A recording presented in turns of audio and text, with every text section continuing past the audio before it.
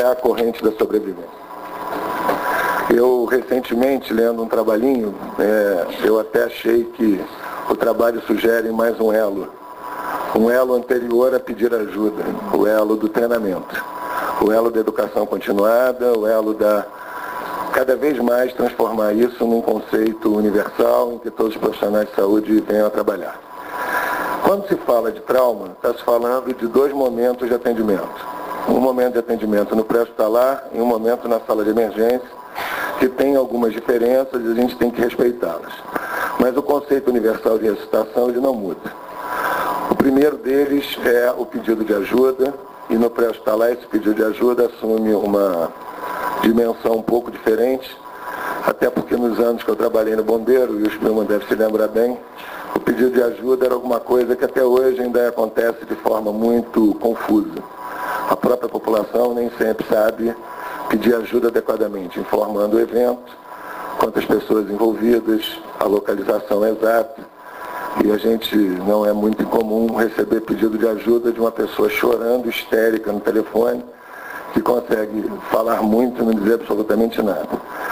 E o pedido de ajuda para a gente da ressuscitação significa a solicitação o mais precoce possível de um desfibrilador.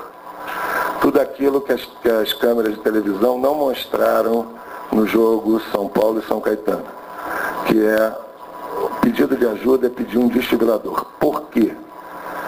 Se eu disser para vocês que um homem de 40 anos bate de carro e chega em parada cardiorrespiratória aqui no Miguel Couto, vocês são capazes de dizer que ele não respira, não tem pulso, mas vocês são capazes de dizer qual é o ritmo que está sustentando essa parada cardiorrespiratória?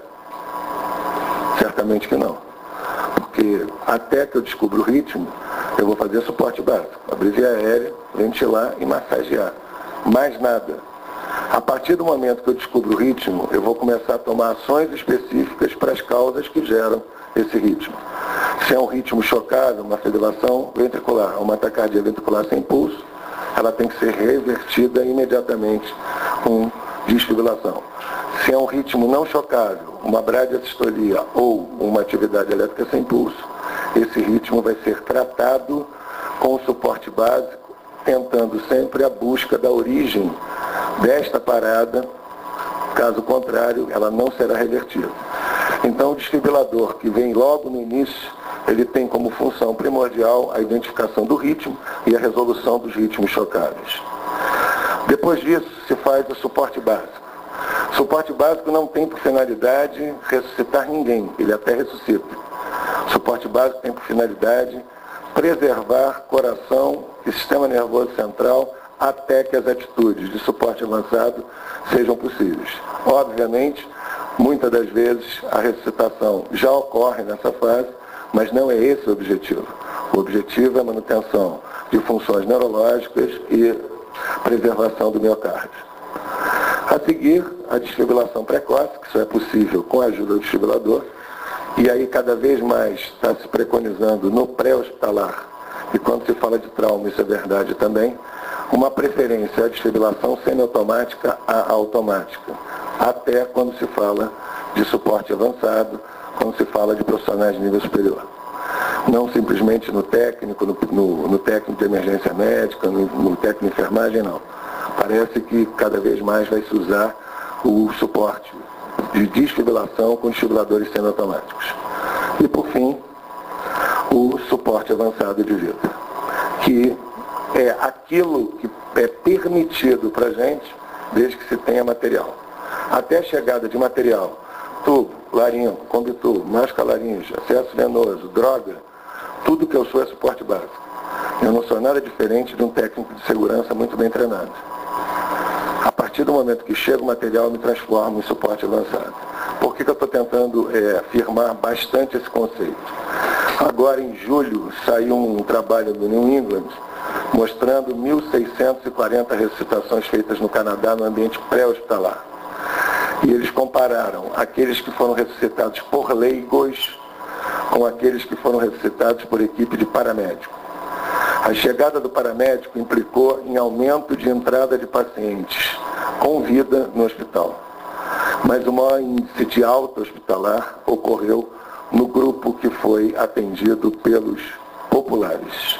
Isso significa dizer que o tempo foi determinante. Os paramédicos não chegam com menos, mesmo nos melhores lugares do mundo, 8 a 10 minutos, enquanto que a ressuscitação feita por leigos garantiu preservação de cérebro e miocárdio e alta hospitalar. Não aumentou a entrada no hospital, mas aumentou a saída do hospital, mais até do que aqueles atendidos pelos paramédicos. Então, mais do que nunca, suporte básico é o foco principal da American Heart hoje.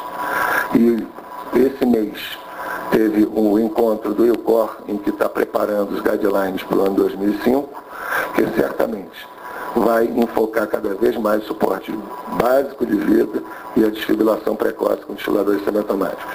Este era o escopo do programa de revisão dos guidelines de 2000, agora feito em novembro, no sul dos Estados Unidos.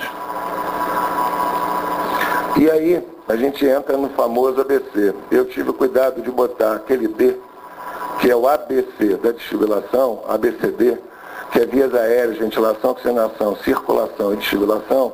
Eu mixei com o guideline do trauma. Não só o guideline do Colégio Americano de Cirurgiões, como do Colégio Americano de Médicos de Emergência, em que junto com as vias aéreas entra a estabilização cervical, junto com a circulação, o controle de hemorragias externas visíveis, o D, o disability, o nível de consciência, que já vai, através do AVDI, caracterizar de fase inicial a escala de coma de Glasgow, e o E, a exposição e o controle da hipotermia. Então vamos falar um pouquinho de cada um. Quais serão as dificuldades de ressuscitação no trauma? Se trauma já é difícil de ressuscitar, se trauma já é difícil, ressuscitar trauma é um pouco mais difícil. São pacientes com lesões graves, múltiplas, com hemorragias, com choque instalado. Então, imaginem a ressuscitação desse tipo de paciente. Deve ser um pouquinho mais complicada do que a gente esperaria. Como um paciente com uma lesão penetrante de tórax, provavelmente por projeto de arma de fogo. Como um paciente desse na via pública, com um trauma craniano extenso, com hemorragia maciça. Um paciente desse com TCE lá no CTI, que o Dr. Spillman toma conta. Um paciente com hemorragia difusa, trauma de face, sinais de trauma craniano de base de crânio. Esse paciente, desde a abertura das vias aéreas até a manutenção da circulação, é um paciente de complexidade muito alta. Imagine manusear a via aérea desse doente. Um doente com uma queimadura extensa de face, com colar cervical, provavelmente por um trauma, tudo fica um pouquinho mais complicado. E aí a gente começa pelo ABCD primário, que é o suporte básico de vida.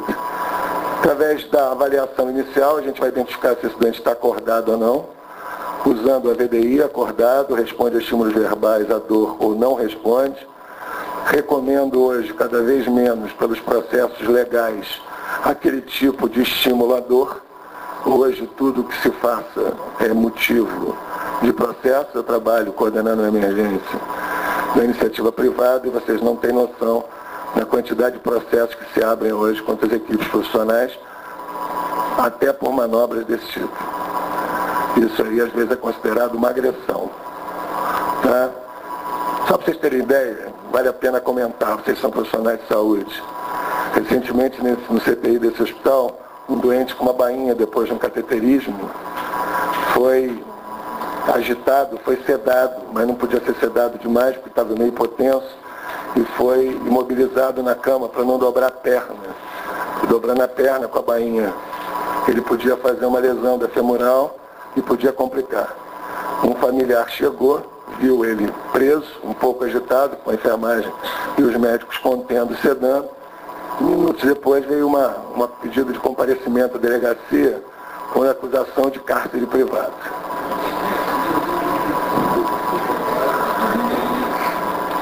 Obviamente não resultou em nada, a não ser em grande apurrinhação. Cárcere privado. Essa foi a mais nova que eu já vi. Falando no ar, na obstrução das vias aéreas, lembrar que a queda de língua é a principal causa de obstrução em pacientes inconscientes, mas no trauma nós vamos trabalhar ainda com sangue, que muitas das vezes impede a ventilação e o manuseio da via aérea. Secreções, os pacientes muitas vezes acabaram de se alimentar, vomitam grandes volumes de conteúdo gástrico. E corpo estranho, não é incomum na hora do manuseio da via aérea nos depararmos com corpos estranhos. Na maioria das vezes eles não são nem estranhos, eles são até bastante conhecidos. Dentes, por exemplo. O American Heart preconiza e vários guidelines de manuseio de via aérea que quando você entuba o doente, você poderia usar uma perinha como método de avaliação de uma intubação adequada. Se a perinha se distender, porque está dentro da via aérea, ela encheu de ar. Se ela colabar, é porque está dentro do esôfago, o esôfago colaba sobre o tubo. E recentemente o Colégio Americano de Médica de Emergência pediu para trabalhar com parcimônia, porque 3 casos no primeiro semestre, quando botaram a perinha e puxaram, o doente parou de ventilar no ventilador, o tubo ficou entupido, teve que ser estubado. E aí foram ver o que eram fragmentos de dentes que estavam soltos dentro da laringe, quando botaram a perinha, eles foram para dentro do tubo e impediram a ventilação. Então estão pedindo para não trabalhar muito com isso, por causa desse risco. Queda de língua, corrigido facilmente, vocês já viram isso no suporte básico, com inclinação do queixo, lembrando que no trauma, até que o paciente tenha exames de avaliação de imagem que exclua lesões da coluna cervical, ele deve preferencialmente ter sua abertura de via aérea feita dessa forma, com elevação modificada da mandíbula, onde as mãos estabilizam a cabeça e o pescoço, a ponta dos dedos levanta a mandíbula e o primeiro dedo abre a boca para se avaliar se existe secreções, corpo estranho ou sangramento na cavidade oral. Mais ou menos isso que está sendo feito ali naquela paciente. Ele está estabilizando, levantando a mandíbula e abrindo a via aérea, enquanto o outro socorrista já se prepara para a colocação do colar cervical, que pode ser discutido se deve ser colocado nessa hora ou não. Eu, particularmente, acho que o melhor momento para colocar o colar cervical é depois de você fazer toda a avaliação primária. Até então, a estabilização deve ser manual, porque a colocação do colar nem sempre é rápida e vai te atrapalhar bastante na avaliação da face anterior do pescoço, palpação de pulso. A estabilização manual é bastante competente, pode ser feita e aguardar um pouquinho para a colocação do colar. Estabilização das vias aéreas também com aspiração, e a aspiração, o ideal é que seja com aquele catéter ali, o catéter de Ancauer, que é um catéter grosso, lembrando que os pacientes muitas das vezes acabaram de comer. E a gente usa aquele catéter fininho de aspiração, que na primeira aspiração entope com arroz, na segunda com feijão, na terceira com ervilha, e a gente vai gastar todos os catéteres do hospital e não vai aspirar ninguém. O aspirador deve ser um aspirador grosso, de ponta romba, e que o controle da ventilação não tem dado. Funciona, Estão? Tem 2 botões. E que o controle da aspiração seja feito por aqui, ó, através desse orifício lateral. O nome disso é catéter de Ancauer, que é muito semelhante ao catéter de aspiração da cavidade abdominal em cirurgia. Então, cuidado. Abertura das vias aéreas com elevação modificada da mandíbula, estabilização simultânea da coluna, e o colar cervical pode ser colocado nesse momento, mas talvez ao término do exame primário seja o momento mais adequado. Ventilação, a gente vai avaliar se o doente ventila 5 a 10 segundos, se não ventila, vocês já viram no BLS fazer ventilação de resgate. E aqui a gente vai parar para falar 2 minutinhos de alguma coisa bastante séria e que não é normalmente feita. Eu costumo sempre dizer, quem já me ouviu falar em algum lugar, de que quando o doente está parado e que a gente vai ventilar ele, seja com ambu, ele entubado ou com ambu máscara, eu digo que parece que ativa algum foco epilético na córtex cerebral do socorrista. Que invariavelmente o que eu vejo é isso. Pega o ambu, acopla e fica. Compulsivo e obsessivo, ventilando numa frequência absurda, e eu começo a lembrar, perguntando a algum de vocês se alguém respira assim. Se alguém respirar assim, isso para mim é diagnóstico de insuficiência respiratória, tem que ser entubado. Teve agora, em setembro, todo um um suplemento do Critical Care Medicine, não sei se você leu, em que 3 trabalhos falam sobre ventilação no doente grave, principalmente o doente chocado, e um especificamente no doente em choque hemorrágico. Se a gente entende que quando eu respiro normalmente, eu diminuo a pressão intratorácica para que o ar entre para o meu pulmão, mas ao mesmo tempo eu também estou fazendo o retorno venoso por essa diminuição da pressão intratorácica, se eu ventilo alguém com pressão positiva, eu estou invertendo esse mecanismo. Eu estou aumentando a pressão intratorácica e estou impedindo o retorno venoso. Ficou claro? Muito bem, fizeram um trabalho usando animais. Ventilaram com 20, 30, 40 e 10 incursões. E perceberam que 10 e 20 incursões você consegue ter retorno venoso e 30 e 40 o retorno venoso chega praticamente a zero e o enchimento coronariano também. E se o doente está em choque hemorrágico, esse doente com ventilação de alta frequência não ressuscita e não refaz o choque. Você simplesmente com a frequência alta está impedindo qualquer retorno venoso. Que no doente chocado, simplesmente está garantindo que ele não retornará à circulação. Então, ventilar a cada 5 segundos, ventilando com uma orientação também que se tem trocar concentração de oxigênio por volume. Se você está com algum dispositivo como o AMBU, que garante concentração alta de O2, use volumes menores, 4 a 6 mililitros por quilo. Se você está com o AMBU, onde a concentração do O2 é a concentração do ambiente, ou menor que a do ambiente, no caso do boca-máscara, use volumes de 8 a 10 ml por quilo. Então, troque volume por concentração. Concentrações altas, volumes mais baixos. Principalmente num paciente traumatizado, que pode ter uma fratura de costela, que pode ter um trauma pulmonar. Se você começar a ventilar com volumes muito altos, você certamente pode estar induzindo ou agravando um pneumotórax, se tornando hipertensivo. Então, trocar volume por concentração e ventilar com frequências baixas, próximas da fisiológica. Isso aqui é ventilação com uma pocket. E aqui, uma forma de ventilar com a pocket diferente. Aqui para cá. Alguém poderia me dizer qual é a diferença das duas? Não? Aqui eu posso fazer extensão, não é isso? Da cabeça. E aqui eu estou fazendo a manobra modificada sem extensão. Observem que a pega da máscara é completamente diferente. Essa aqui permitindo a elevação da mandíbula e essa aqui simplesmente segurando a máscara e selando o melhor possível. Ventilação com AMBU, que é uma ventilação não tão simples e que o ideal é que se faça dessa forma. Sempre com O2 em concentração alta, 10 a 15 litros por minuto, no fluxômetro. Lembrando que o O2 alto é para encher o sistema, manter aqui uma concentração próxima de 100%. E, sempre que possível, usando as duas mãos para acoplar a máscara e alguém ventilando, garantindo a eficácia dessa manobra, como ela está fazendo aqui.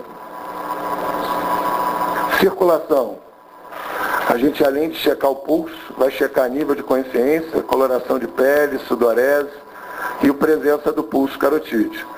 Alguns protocolos de trauma pedem para você checar o carotídeo e o radial junto. Radial ausente, sistólica abaixo de 80. Você já sabe que carotídeo some geralmente abaixo de 50 a 60, que a pressão sistólica vai estar entre 50 e 80 se eu não tenho radial. Se eu tenho radial e o carotídeo, óbvio, a sistólica deve estar acima de 80. Então, o pulso é o principal sinal da parada cardíaca, né? E eu vou tocar aqui cartilagem tireoide na altura dela, correr até o bordo do esternocleidomastoideu. E aí uma pergunta, que é uma pergunta que a gente normalmente não se faz. Qual é a fidelidade, qual é a sensibilidade da palpação do pulso numa parada? Ela nem sempre é fácil, geralmente leva a dúvida. Você está com dúvida se é um pulso fino, fraco, ou se tem ou não tem. Muitas das vezes você sente o seu pulso digital. E alguns trabalhos mostraram que os médicos, enfermeiros e profissionais de nível superior demoram até 40 segundos tentando identificar um pulso. sem que nada seja feito no paciente.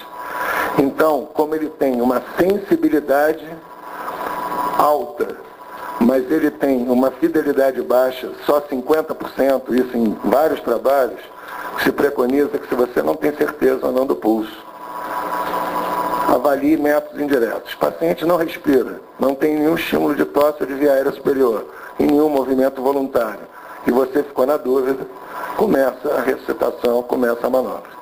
Não espera, porque você simplesmente pode estar comprometendo o prognóstico desse doente. As compressões torácicas, 2 dedos acima do apêndice tifoide, ou na linha intermamilar, com o braço esticado e travado, comprimindo 3 a 5 centímetros, e aí com uma frequência de 100 batimentos por minuto. Com uma frequência de 15/2, se o doente não tem a via aérea invadida. Se o doente tem a via aérea invadida, seja por conditubo, seja por um tubo orotraqueal, você vai fazer ventilação a cada 5 segundos e compressões torácicas 100 por minuto. Você não tem sincronismo, mas a gente vai botar um asterisco, mais tarde a gente vai falar de algumas diferenças que podem acontecer no trauma. Se você não tem, numa fase inicial, como ventilar o doente, por não ter nenhum dispositivo de proteção e nenhum dispositivo de ventilação, por favor, não deixe de comprimir o tórax dele. Compressões torácicas exclusivas, com via aérea aberta, nos primeiros 3 minutos, tem um índice de resposta de ressuscitação alto, principalmente se o doente não tem ritmos chocados. E circulação também, abordagem com as hemorragias externas visíveis por compressão direta. Falo isso com tranquilidade.